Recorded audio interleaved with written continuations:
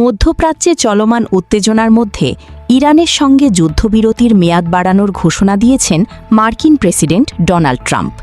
তবে যুদ্ধবিরতি বাড়ানো হলেও ইরানের ওপর যুক্তরাষ্ট্রের নৌ অবরোধ অব্যাহত থাকবে বলে জানানো হয়েছে, যা পরিস্থিতিকে আরও জটিল করে তুলেছে। সামাজিক যোগাযোগ মাধ্যম ট্রুথ সোশ্যালে দেয়া এক পোস্টে ট্রাম্প জানান, ইরান সরকারের অভ্যন্তরীণ বিভাজন এবং পাকিস্তানের অনুরোধে এই সিদ্ধান্ত নেওয়া হয়েছে।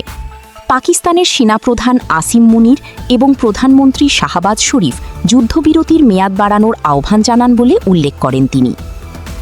অবরোধ নিয়েই বাড়ছে উত্তেজনা।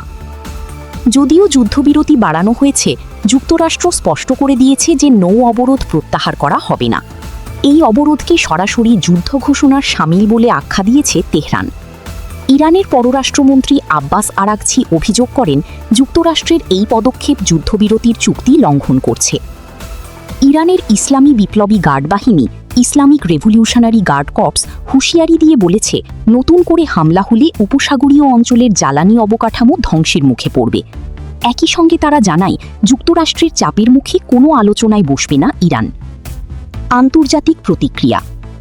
যুদ্ধবিরতির মেয়াদ বাড়ানোর সিদ্ধান্তকে স্বাগত জানিয়েছেন জাতিসংঘের মহাসচিব আন্তোনিও গুতেরেস। তিনি এটিকে উত্তেজনা প্রশমনের একটি ইতিবাচক পদক্ষেপ হিসেবে উল্লেখ করেন।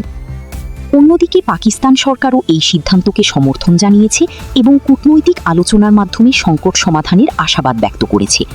তবে ইরান ইতোমধ্যে পাকিস্তানে প্রস্তাবিত আলোচনায় অংশ নিতে অস্বীকৃতি জানিয়েছে। হরমুজ প্রণালীতে অস্থিরতা। বিশ্ব জ্বালানি সরবরাহের অন্যতম গুরুত্বপূর্ণ রুট স্ট্রেইট অফ হরমুজ ঘিরে উত্তেজনা আরও বেড়েছে।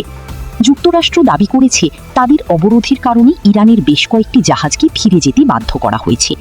তবে তেহরান পাল্টা দাবি করেছে, তাদের কিছু জাহাজ সফলভাবে প্রণালী অতিক্রম করেছে। এদিকে সাম্প্রতিক ঘটনায় ইরান 3টি পণ্যবাহী জাহাজে গুলি চালানোর অভিযোগ উঠেছে, যা পরিস্থিতিকে আরও উদ্বেগজনক করে তুলেছে। আঞ্চলিক সংঘাতের বিস্তার। এই উত্তেজনার মধ্যেই ইসরায়েলের প্রধানমন্ত্রী বেঞ্জামিন নেতানিয়াহু দাবি করেছেন, ইরানের বিরুদ্ধে তাদের অভিযান অশুভ শক্তির বিরুদ্ধে লড়াই।